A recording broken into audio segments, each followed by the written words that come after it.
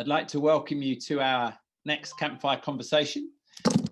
It's wonderful to have the well-renowned Alexander Kharitonov, who has agreed to join us along with his son and various members of his team. And it's great to have you guys online. This is our fourth Campfire Conversation. It was something that sort of came out of having to go virtual 6 months ago. And God's really blessed it. It's been a real encouragement to see dozens of people from dozens of countries around the world join and share and learn and just encourage each other. This, coupled with our prayer and fellowship we do every other week as well, has provided a really lovely opportunity to keep connected in these difficult times as we have this global pandemic. Alexander's going to share with us for about half of our time, and then we'll open it up for just a general discussion. So if there's any comments or questions that you have on anything that Alexander said, he is happy to take questions on anything. Alexander has been involved, as many of you will know, for decades in Russia and has a wealth of experience. He was a chair of our board globally and has incredible knowledge and depth and a lovely, compassionate way and humble way of sharing that as well. So I'm sure he'd be delighted to take questions on anything. So, Alexander, over to you, brother. Thank you, Mark. Being invited to speak on leadership in adversity, I suppose you consider me some expert in adversities. But I can tell you that this crisis that we are facing, this adversity of COVID-19 and all the related and unfinished yet consequences, is something unprecedented. It has not happened in my lifetime. And even though I'm trying to compare with what I observed, starting with the breakup of the Soviet Union and the following years of turmoil in Russia and other countries around it, and then the financial crisis of 1998, and then the 9/11, which affected directly the USA, but of course the whole world, to world crises like Eyjafjallajökull. Some of you might remember that Icelandic name of a volcano that disrupted international travel in 2011, I think, and affected one of our worldwide forums. None of that has been as global, and none of that has touched as much different areas of lives. And worst of all, it's continuing. So anything I'm going to say is pending confirmation from our following experiences. But as our camping season in the Northern Hemisphere has ended or is coming to its end, I can also tell that this has been the major crisis for our ministry, for our camping industry. In my country, at least 50% of the camps did not operate at all this summer. And any camp that operated did it at a reduced scope, with fewer campers, with limited facility use, with limited activities, and so and so and so. And I'm hearing that in other countries of the world, getting 50% of camps operating could be a very lucky scenario. So we are on the lucky side here. Anyway, as our time is limited, I want to share with you some 4 things today. And I will be using my PowerPoint, which is more compatible with a campfire situation. I'm looking at Mark's background. I see a campfire light in here, right in his sitting room. But in our context, campfires happen mostly outdoors, where we do not have PowerPoint opportunity. So we would use slides like this one.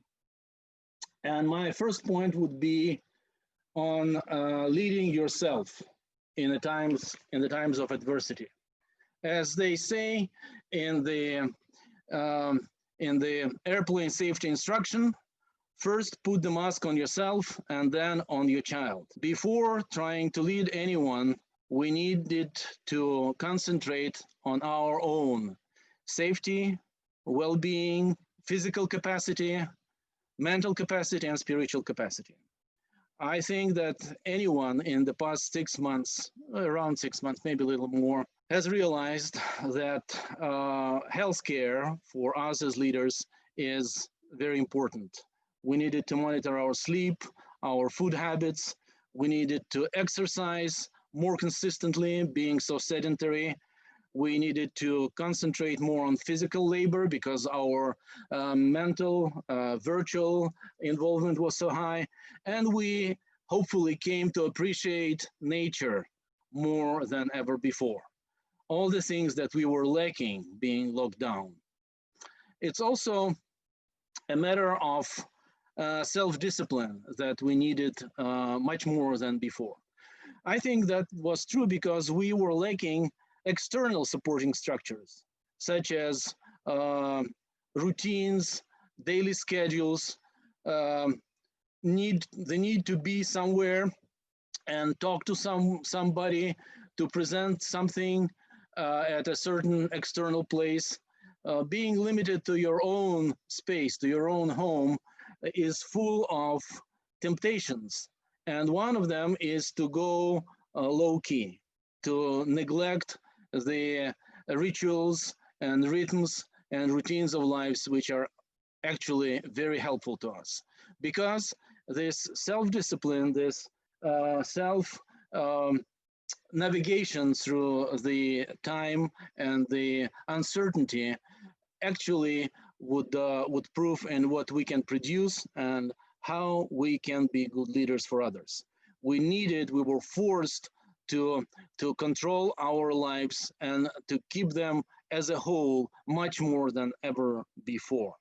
One of the needs that we had in our leadership, in our self-leadership, was actually limiting things like the one that we are doing right now, limiting our virtual exposure.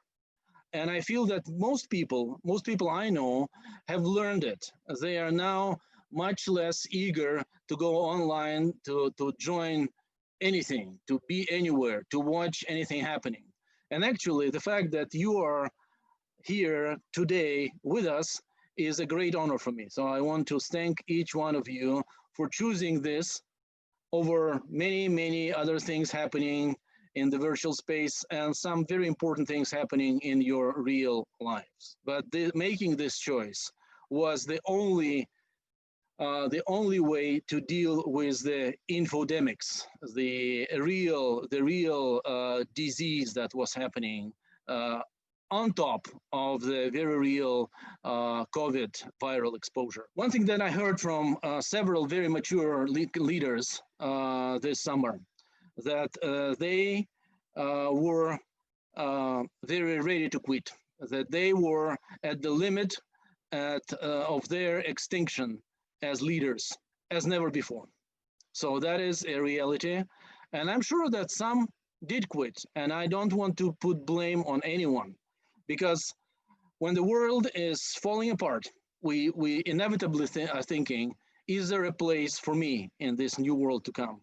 Is there a place for our ministry of Christian camping when it's so limited or even forbidden by the authorities, when there is no opportunity to reach the purpose of it, to continue with the mission? So what I think was very much needed for us as leaders was to concentrate, to focus on the mission, to see God more than ever before at every unexpected turn, even at the shocking turns of the reality, and to hear from Him that, yes, we're on the right track. And even if we don't hear from Him for sure, to keep on that track. That was my only recipe for not being knocked down or knocked out, which was a very real threat, I think, for each one of you. Some of you are nodding. You know what I'm talking about. The second, your closest circle. There is a challenge, and the challenge is to be the most faithful and the most committed to the closest people you have. And there, in the first place, I mean your family, my family, It has been a challenge for many. Maybe because we were stuck at home together against our will. We had too much of each other. It could be fun for some time, but that became a bore, that became too close, that became too, too magnifying our weaknesses, our disagreements, our ongoing conflicts, or well-hidden conflicts. So it often burst out in nice forms or less than nice forms. And many homes actually, and I mean homes of the leaders, homes of the Christian ministers, homes of the camping professionals as we are, who know temporary communities, who are leaders and so forth. But we needed to learn to get over it together. We needed to learn anew the skills of quality communication and just carrying each other's burden, not as a choice, but as a must. I'm also thinking, when I think of a closer circle, I'm thinking of concentric leadership.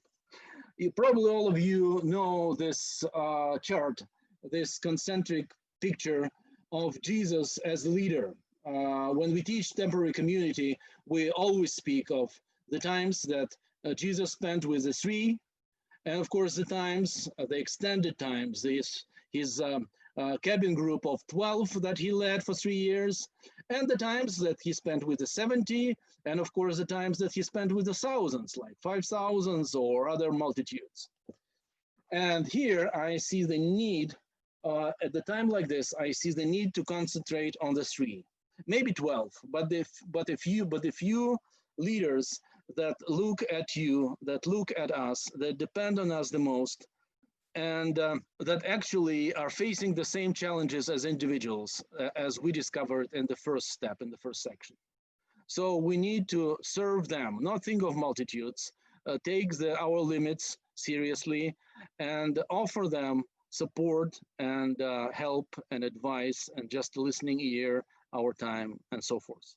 At CCI Russia, what we did early when this pandemic affected Russia and the former Soviet Union was that we battled the quarantine, we battled our self-isolation with a series of Zoominars and a series of less formal encounters with the key leaders of the ministry. I hope that what we did was helpful to them. And actually, my confirmation comes from the fact that many of them decided to do the same for their teams in the following months. And even though many camps did not happen, a lot of camps ran sessions for their camp staff. I would say glorified staff training workshops, serving their leaders as they have never done before, with more concentration, more time, more dedication to these young adults, these leaders, these right hands and left hands they have in their ministry. Next, your campers. What happens to the target group or groups of your ministry during this adversity? They are marginalized much more than other age groups. Many of them are trapped in unhappy homes and they have no chance of escape or support. We know from statistics that family abuse has increased, in some places doubled during lockdown, for the reasons that I explained before. We face that in our own families, and the families that are less limited by their conviction, by their commitment to overcome difficulties in a godly way, in a redemptive way. Of course, those families show some ugly examples, and that affects the young ones, children, teenagers the most.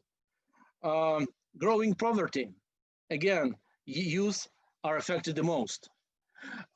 We see in the economy that there is a growth in digital sector, but there still exists a gaping digital divide between those who can afford access to digital technology and enjoy digital technology and connectivity, and those who cannot. And of course, in the third world countries, is even worse and more evident. For those who can afford it, we see the youth being digitally distracted from real life.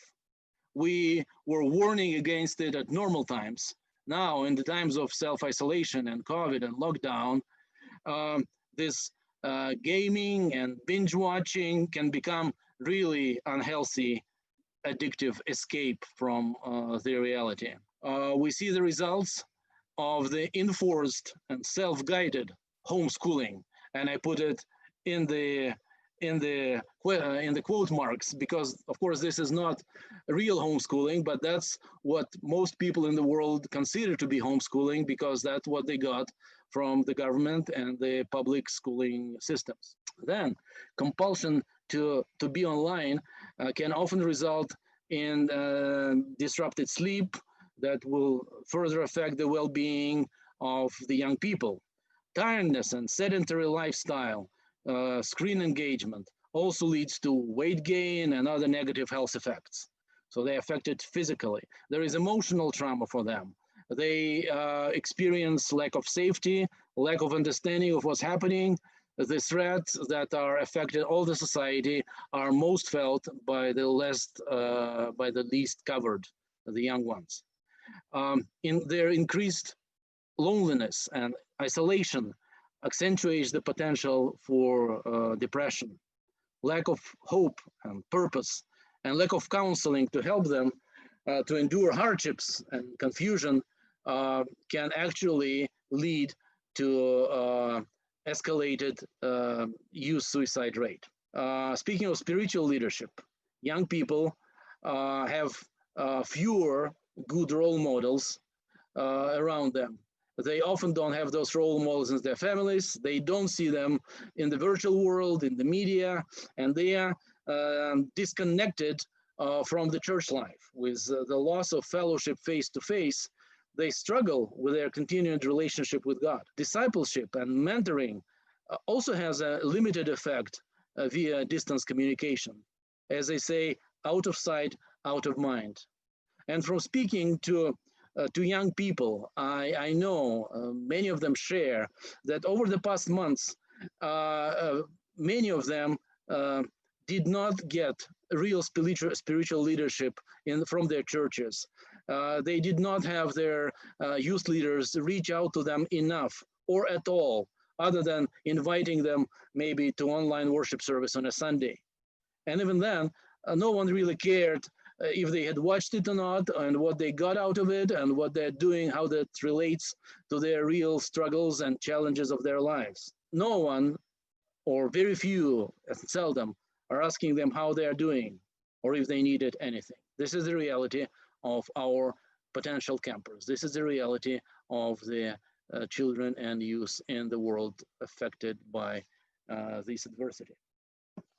And the fourth one, our world at large, our city, our region, our nation. In the book of First Chronicles, chapter 12, verse 32, we read about, we actually get a good example of Issachar, man who understood the times and knew what Israel should do.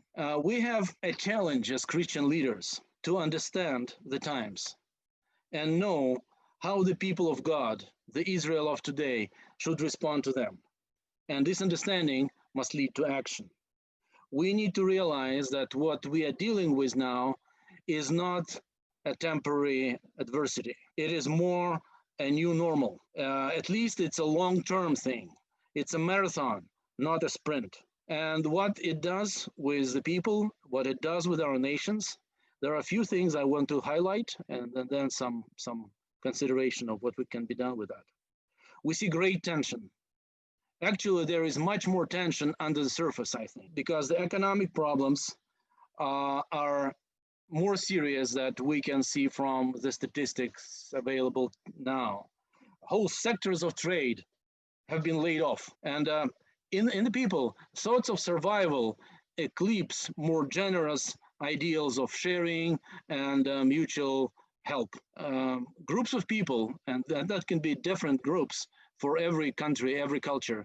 But groups of people tend to privatize their needs, to withdraw to an us versus them mentality, withholding what they have and resisting the thought that others might take it away from them. That leads to hostility and hard choices on many different levels. For example, you all have read about the situations when doctors, when medics had to choose between saving only those who are more likely to survive and letting others die. That was the reality. I think first read about it in Italy, a well-developed, well-to-do European country. But then they had to turn off the life support on those who are not fit enough and concentrate on those who are more likely to survive. There is a constant choice that our governments are making between losing lives and losing jobs. And no decision is good. No decision is moral. It challenges all our ethic systems, how we choose in the situations where there is no choice possible. Social distancing, which was the rule of the day for several months now, leads to social disruption. People are frustrated with authorities. Most people think the authorities could have done better. They are frustrated with their ability to lead and respond to challenges. We see anti-quarantine rallies now in cities of Europe and Asia. We see BLM riots in the USA, which I'm sure are very well related to the pandemic situation. We see civil unrest even in a backwater, quiet country of Belarus. Right now, a new war is starting in the Caucasus between Armenia and Azerbaijan. We see leaders, political leaders in the world. And I'm not only mentioning Russia. We can look at the USA, for example. We see leaders that have a strong grip on power and they won't let that power go easily. Maybe because they think they are the only ones who can make it through the adversity of pandemic, but maybe not. So we can expect more wars, we can expect more unrest, we can expect more mutinies as this adversity continues. And as this tension is just building up on the surface. But I will just tell you what we read in Matthew 24:6. You will hear of wars and rumors of wars, but see to it that you are not alarmed. Such things must happen, but the end is still to come. So as Christian leaders, not just as leaders of Christian camping, we are called to be ready, to be wise, to be patient, to have hope, to be agents of peace where we are and beyond our reach, our natural reach, and not to worry about tomorrow. Tomorrow will worry about itself. I'm sure that everyone will sign the statement that each day, the day of today, has enough trouble of its own. So I want to end with nothing new and nothing different than the old blessing. May the grace of the Lord Jesus Christ and the love of God and the fellowship of the Holy Spirit, particularly the fellowship of the Holy Spirit, be with you all. Thank you. Thank you, Alexander, for that thought-provoking and very challenging campfire conversation today. Leadership in adversity. It's a tough one, and we are experiencing that globally at this time. I'm sure there are some people who have some comments on your various points you made, or some questions for you. I love the visual aids. I think that was very, very Christian camping, very imaginative. So well done for that. So who'd like to kick off with a question or a comment for Alexander? Lisa's usually a good one for that. I found myself taking note with how you were doing, and I would concur with what Mark just said. The fact that, I'm sorry, I'm looking at the how and not necessarily the content in this moment, because just the personal, you held up the sign and we could still see your face, and the low tech felt high touch. And so I found myself writing the rest of our CCI team and saying, hey, you know, this is a way to do it, because Zoom is, if it's just kind of slick, and I mean, I'm not against PowerPoint, but sometimes people can't handle the chat. And I was thinking, what if the people also could respond with their own sign, if, you know, to make it even more interactive just in the chat, because some people don't do the switch between. So would that help in a more interactive way? So you really stimulated my mind. Since we are unfortunately stuck with Zoom and online, it's inevitable. But is there a way that we can do that? So you modeled really well, Alex. Thank you. Thank you, Alexander, for that. It's very fascinating. I was smiling and kicking myself up when you was talking about our attitude towards temporary community. And here we are in the 6 months period, we are stuck with each other. And it was, the thought over there is we are so tuned for temporary community, isn't it? And then when you are in your own families and you said, it brings out the other side, the not so good side about it. So I wonder in terms of our role, is it something we learn afresh, or looking at this present scenario? Because ultimately we are called to love each other and things, and then that loving each other is put to test when you are seeing someone face to face all the time. So yeah, I wish you could run away to the temporary community. So in a way that seems to be an escapism. So would you expand it a little bit more? Thank you, Raj. Well, I think that there are principles, and the principles are clear, and we know it all from Sunday school. The principles of carrying each other burdens and seek utmost good for other person, and not to do things that you don't want to be done to yourself, and so forth. But then they are put to test by the reality of our lives at home, and the lives that we are not just family members, but we are like inmates. And you know that that was one of the worst tests to any human relationship, being chained together. You know what happened to the friends and even lovers when they were chained together and they had to really carry the burden for each other. So that was the very sure way of ruining the relationship and making them flee away from each other as soon as these chains are broken. So what we can do? I think very simple things. We need to reconsider our realities, the reality of our life together. For example, our roles at home, even our simple roles like cooking roles and cleaning and family space and private space, and the responsibility over children and responsibility over decisions. And that affects, of course, couples in the first place, but it also affects our relationships with kids.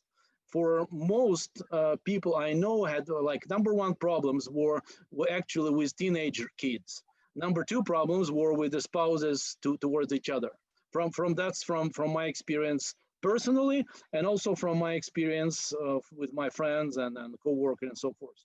So we need to learn, and I would say learn for the first time probably, to truly be servant leaders in our own homes, not being the head of the family. Maybe I'm speaking more to men, and I'm not ashamed of doing that in the presence of ladies, because this is what we are normally failing at.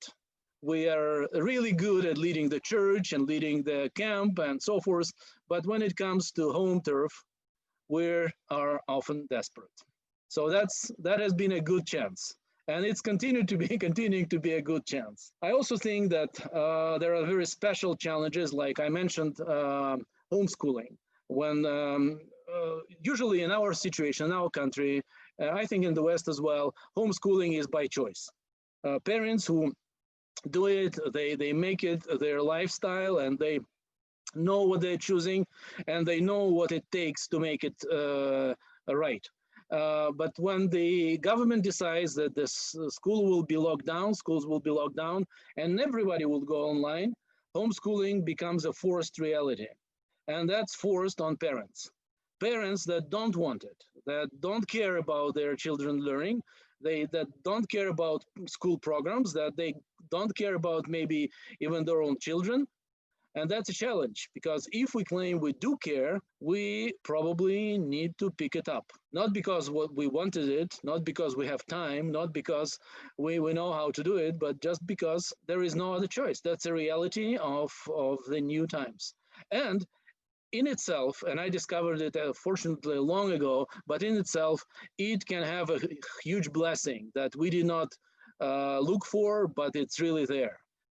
Because there is always a blessing. It's a tough job, but it's always a blessing in reconnecting to your fellow humans, particularly the ones that you really, really love. Because I hope in the bottom of our hearts, in spite of all the difficulties, in spite of being stuck together, we still continue to love our spouses, our children, our family inmates. Thank you, Alexander. I love the concept of the family inmates. We're in prison together. Yeah, you even dressed in the proper color. Yes, we're in prison uniform here. Okay, who else would like to ask anything? Yeah, I'd just like to raise an issue here about the balance between the temporary community and what has become the semi-permanent community, and how we behave in those slightly different scenarios. So very often in a camp setting, there are a few underlying tensions which may or may not appear, and then you separate and go your separate ways, and nothing comes of it.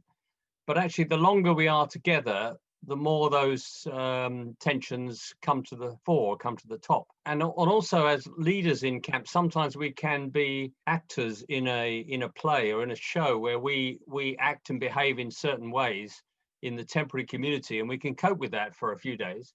But actually, it isn't really us.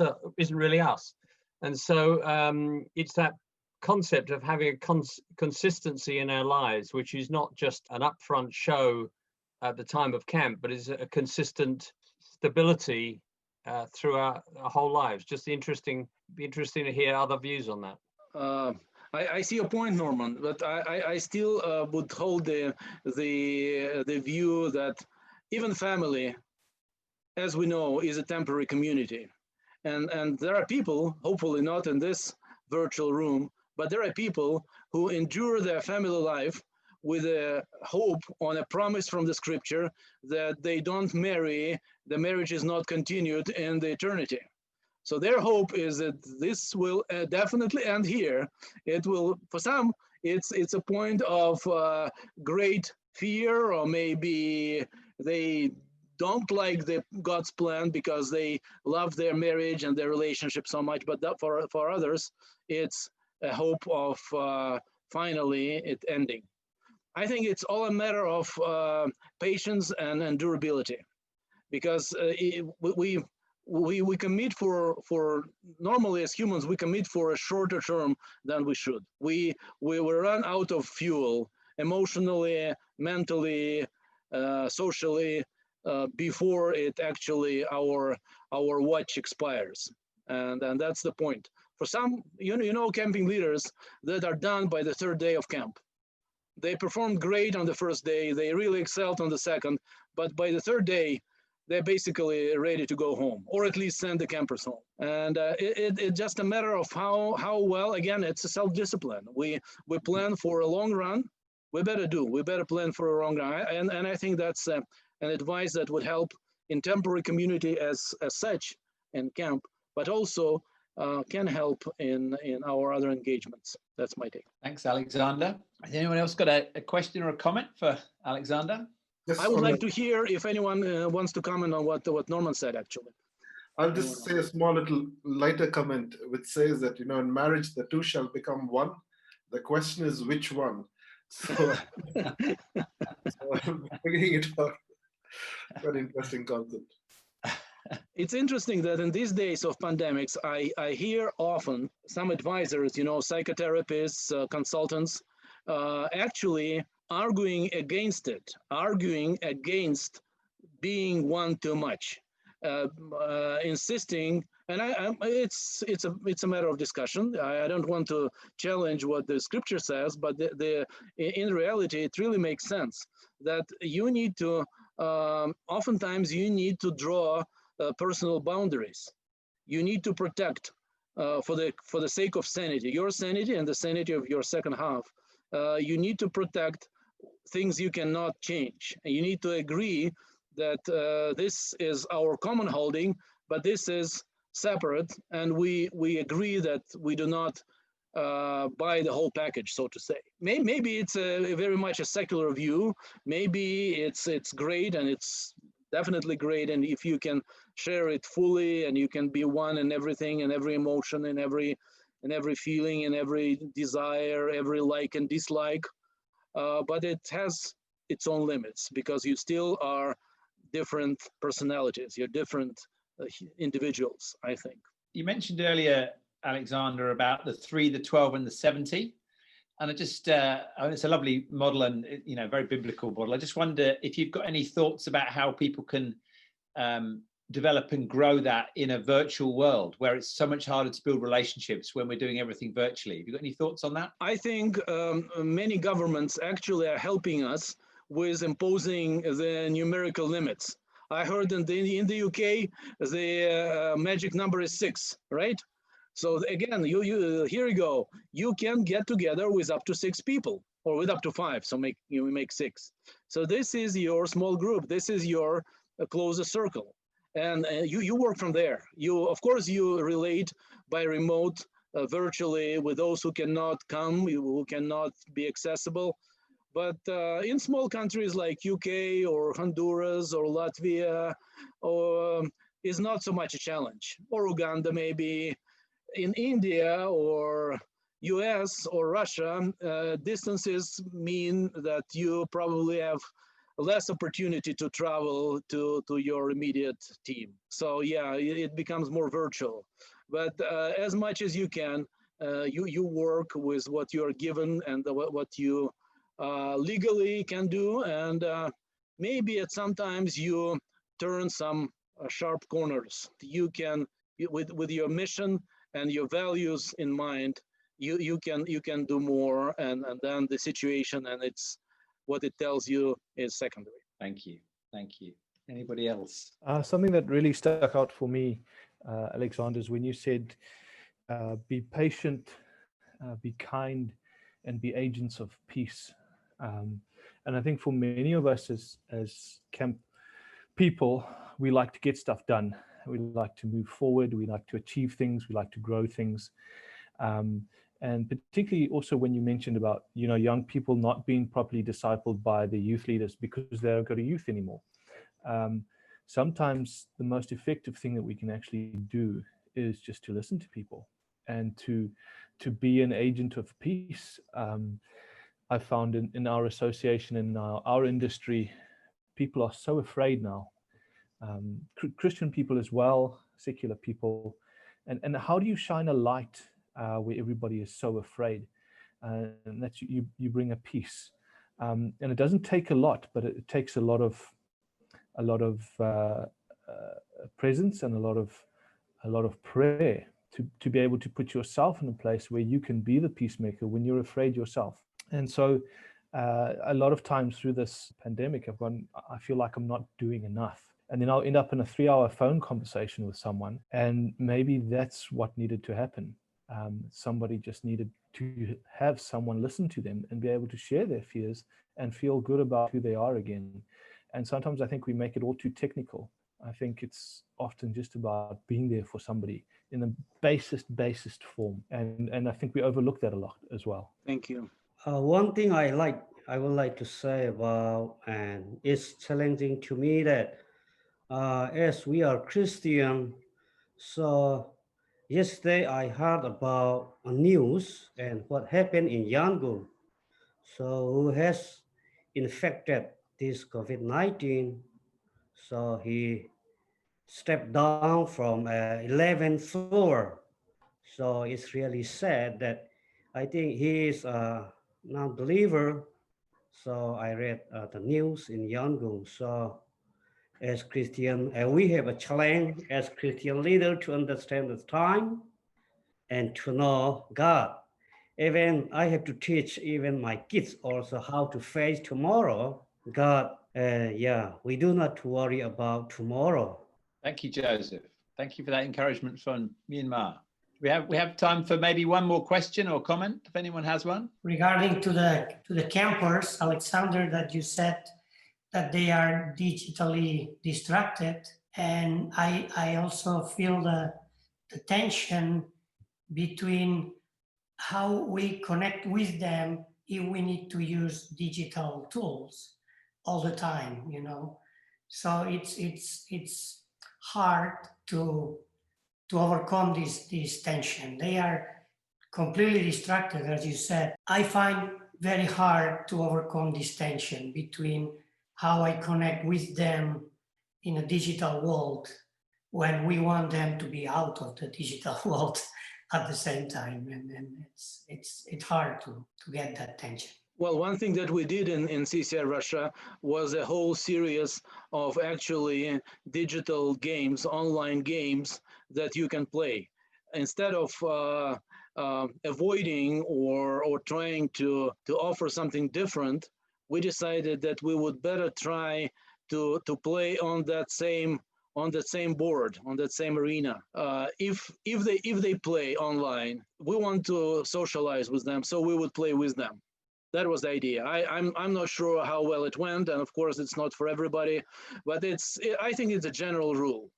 I mean, you do not judge their culture. You try to understand it, and you try to join it wherever it's not compromising the values. In most cases, you can win any culture over to Jesus, because the purpose of the culture is to bring the people together and to help them express what they have in their hearts. That's what the cultures are about. And of course, all cultures are distorted and have evil all over the place. But in the bottom, they have solid and genuine roots. And if you can reach down to those roots, you can relate to those people. You can watch Marvel superheroes movies and find that same truth about people that you find in the Bible. Even though I don't like them, I don't relate to those superheroes, but that's the language of the new generation. So better join them and learn who they are. It's not a threat, it's an opportunity. I was going to say there's an interesting book that's come out a couple years ago by Fuller Youth Institute called Growing With, which addresses these exact concepts not only through research, but also philosophically. And it challenged my thinking. I still haven't played a video game in the last 25 years of my life, but I'll at least ask questions about them now and engage with them to learn a little bit more. Actually, what we offered in this situation was not video games, but board games online. There are many board games that are available online, and that allows, in my opinion, that allows for more human interaction. But my son tells me I'm wrong and I don't understand video games enough. That's because you're really old, Alexander. Yeah, I am. And Vanya's really young. Last question from Sid. Sid, I think you were trying to get in. Yeah, I was asking if anybody else has found the procedures that are insisted upon by their governments in their countries to be difficult to comply with, just due to either the size of your camp or the staffing that you have or your finances. And if the government is requiring something of you and you're not able to do it, how do you how have others dealt with that? That's one of the things. Actually, just right before this meeting, I was reading through the standards of procedure that the Uganda government wants of us, and I'm just shaking my head wondering, how can we do this? I don't know how we can. So I'm just wondering how other people have found that. It's very similar to South Africa. I think you've got to attempt to, and I think you've got to start off with your sort of triage, like you would a big accident. What are the most important things, and start doing some of what you can. If it's impossible for you to do it all, you sort of got to say, okay, which are the most important ones, and get some of the stuff done, and then move from there, because these things are changing all the time. The next month you drop down another level and they change it again. So you just got to start with something. If you try and look at it all at once and try to say, I've got to do all of this, that's an impossible thing.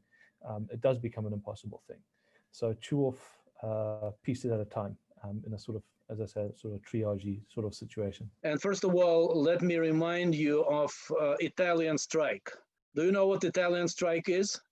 It's a form of legal sabotage, where workers actually do every single point that is written in the rules. They're doing it all by the book. They're doing it all by regulation. And that's the most effective form to stall any activity.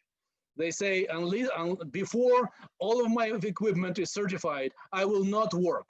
And of course, the equipment cannot be fully certified, and until I get the proper gloves, the proper color, the proper designation, I will not going to work. So if we're trying to follow the regulations to the last point, it's definitely the way to stop a camp from happening. And I think there can be nothing more devastating and depressing than reading the regulations. Should be a point when you put aside the regulations and think in practical terms. And for me, the practical terms is, honestly, what would they check for when they come? So we do, the first thing that we cover, we cover our back. The second thing, and then that's maybe it's a force. The second thing, what in this regulation actually makes sense? What actually is centered on the well-being and safety and life of your campers and everybody at camp? And it's a good selection method of sorting through regulations. And then there is a third level. And that's the level, I actually spoke with Aaron about that, and I got a very great insight from him on that. That's the level of risk assessment. We recognize that there is a risk. Every camp we do, we recognize that there might be a kid dying at our camp. Do we recognize that? Yes, we do. Why do we start a camp at all? The safest way would be for the kids to stay home. We will not be responsible for losing any lives.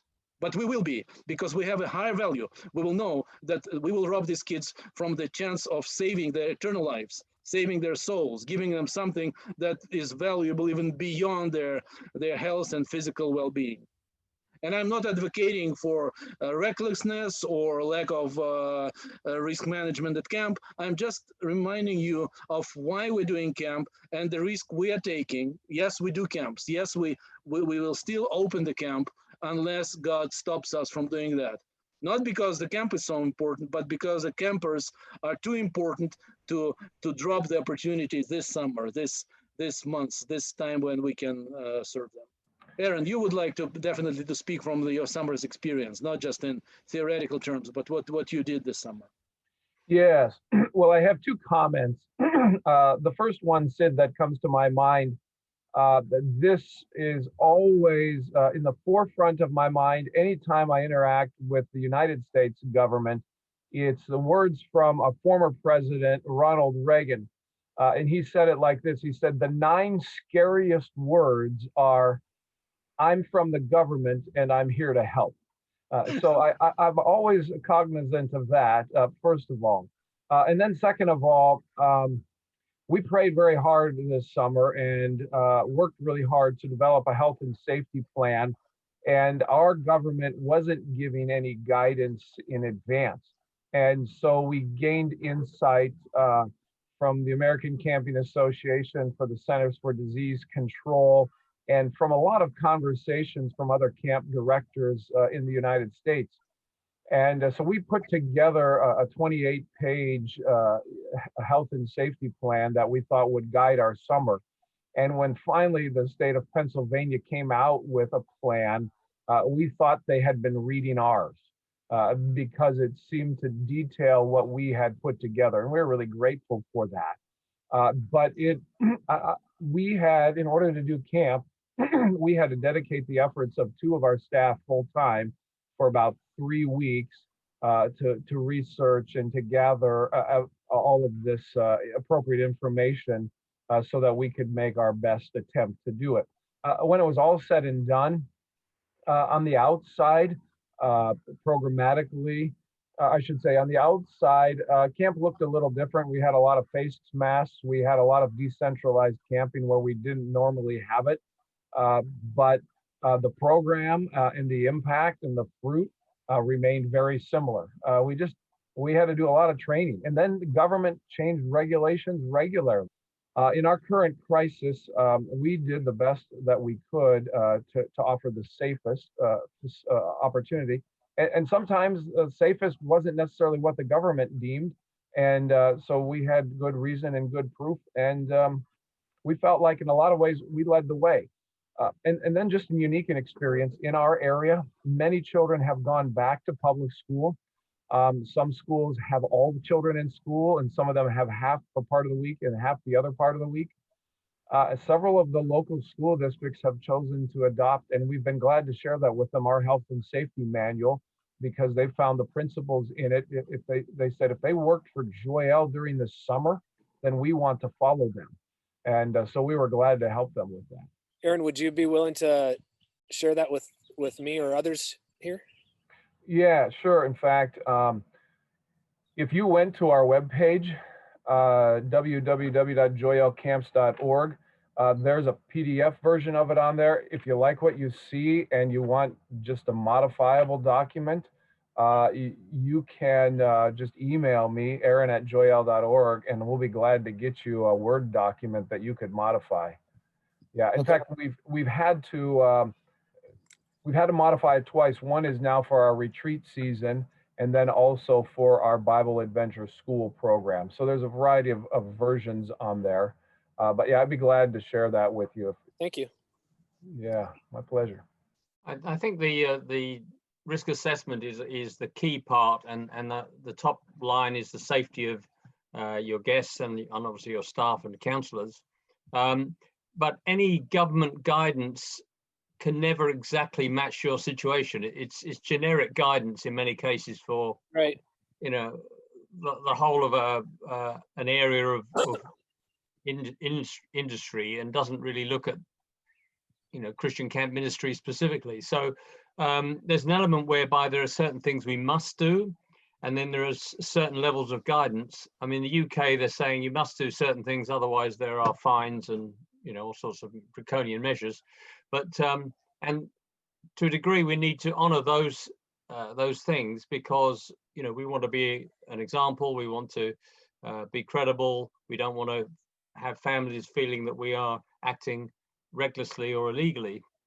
But there are other areas which are about risk assessment and common sense. The other thing I was going to say about the regulations which stop us doing many things that we have done before, we can either say, well, we're in recovery and we want to get back to where we were before, doing what we were doing before. But there may be a case that will never happen. And in fact, therefore, we need to reinvent rather than just recover, which means we've got to look at what is the new normal, or the new way that we have to do things. And that sometimes means we have to refrain from doing certain things that we used to do. We may say, actually, well, now we come to think of it, I'm not sure really why we used to do that, but we just did because it's been done for the last 30 years and it's handed down from one director to another.